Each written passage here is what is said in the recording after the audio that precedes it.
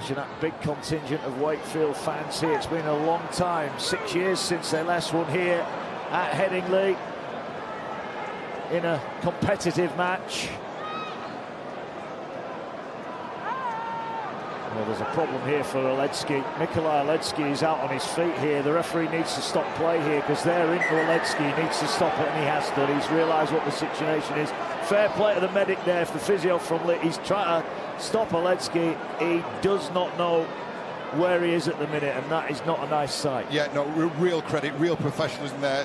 Physio's got himself right in the middle of the action. There's no care for his own safety there. He's protecting his players. That's really, really good to see that he's taking care. And priority number one is the health and safety of Mikolaj Oledzki. And players will do what players will do. You know, they'll just keep going. It's what they train for. It's what they live and breathe day in, day out. He doesn't want to stop, but he clearly doesn't know where he is. He's taken a hit somewhere in there. Yes, it was a tackle before. He stumbled out back into the line. You see, so there he is there. Look at the physio. He's straight on. Grabs hold of him there. Yeah, but look at Oledzki now. He's on autopilot here. Think, hang on, the ball, I need to go get it. And sometimes we need to say it. Sometimes the players need saving from themselves, and that was Oledzki needed it there because he was willing to do it, even though he shouldn't have been doing it. Absolutely, yeah, and full credit. We'll name check if we can later, but the physio in the orange vest who's come on there, he's got right in the thick of the middle of the play, and he's done exactly the right thing. Dave, we all saw on Saturday when Mikolaj Oledzki had that head injury, you burst into life. Talk us through the moments before that. Are you immediately reacting as soon as you see Mick take the injury?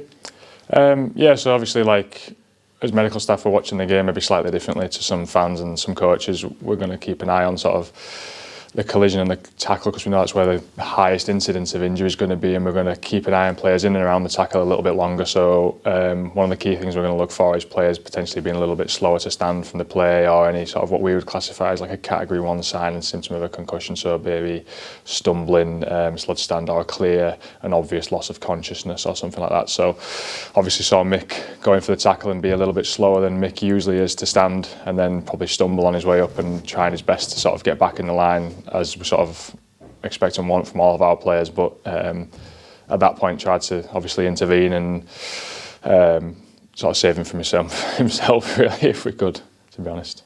And his instinct taken over there. I mean, we saw he grabbed his shirt initially to try and get away. He's shrugged him off, and he's not a small man, is Mick, but you're presumably you're constantly thinking, I need to stop him getting into a next collision. Yeah, exactly. So we know that like one of the real dangers potentially that can be with concussion is this idea of like repeated collisions to the head, and even in that state. So at that time we already are fully aware that Mick's not behaving in a potentially like sensible and reasonable manner because of the concussion that he's sustained. So Mick's almost going to be in autopilot. He's just trying to do his best to like for the team and be in and around the line, and he's not really potentially aware of everything that's going on around him to the best degree. So what we're trying to do is intervene and sort of get a hold of Mick and get also like the referee's attention to try and stop play and be able to remove him from the field.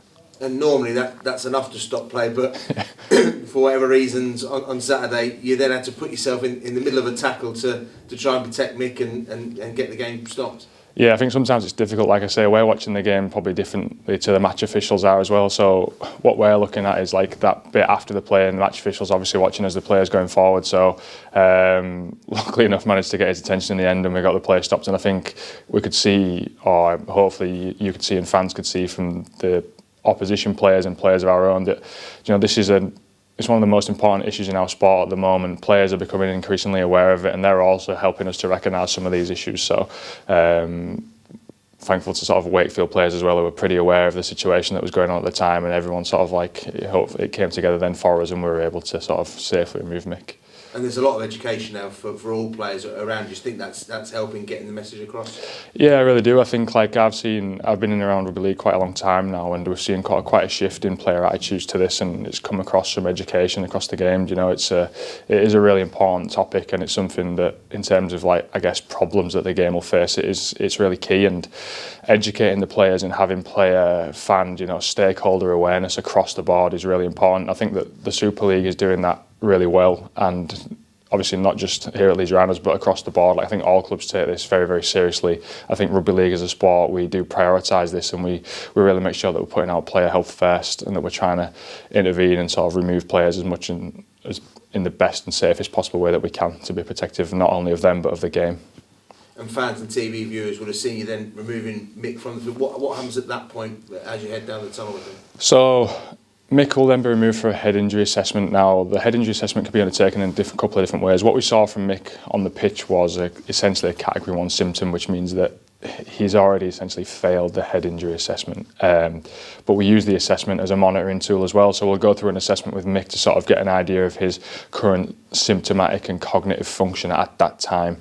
And we may then repeat that towards after the game is finished to see how he's improved in the short term. And we'll also repeat that at separate intervals in the week following to see how he's recovering from the concussion. And what, just from a layman's point of view, what does that assessment take the form of? So the assessment takes the form of discussing symptoms with the player. It takes the form of then sort of a balance assessment, a cognitive assessment, so looking at immediate and short-term memory and sort of tying all those components together to help us have a look at concussion. So in that instance, it was clear and obvious, which helps us. It's not always clear and obvious, and we know that this can be sort of at times contentious as well. And what we're trying to do is essentially act in the player's best interest and on the best clinical knowledge that we have using the safest assessment tools that we have. And we, in the instance of concussion, we'll always err on the side of caution, but we're using all these together. So this idea of symptoms as well as cognitive function. So you'll often potentially hear that, you know, players are feeling fine after the game, and it might be that they don't have any reported symptoms, but they had a Category 1 sort of symptom on the pitch. It might be that they're not reporting any symptoms, but they are sort of failing the test in some of the cognitive elements of the test. So where we're testing them on their immediate or short-term memory or the balance disturbance function. So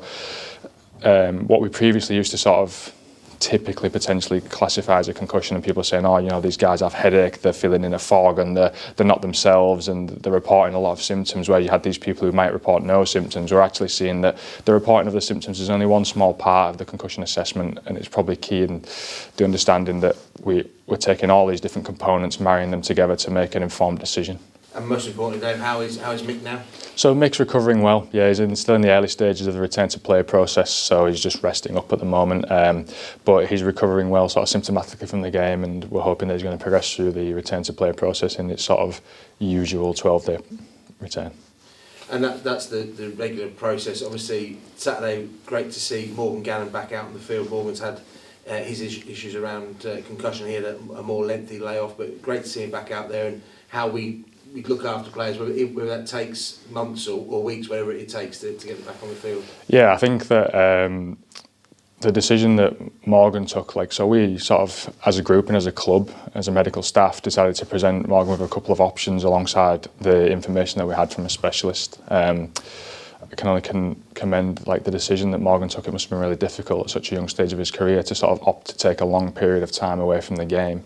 But we were hopeful that was going to allow time for sort of, one, to help change the narrative around sort of him for himself. You know, it's tough for young players in the media to sort of be in this sort of in and out period and sort of consistently see themselves in our headlines a little bit, I guess, with this concussion, but also help his recovery, give his brain a prolonged period of time to be away from a potential concussive incident and impact.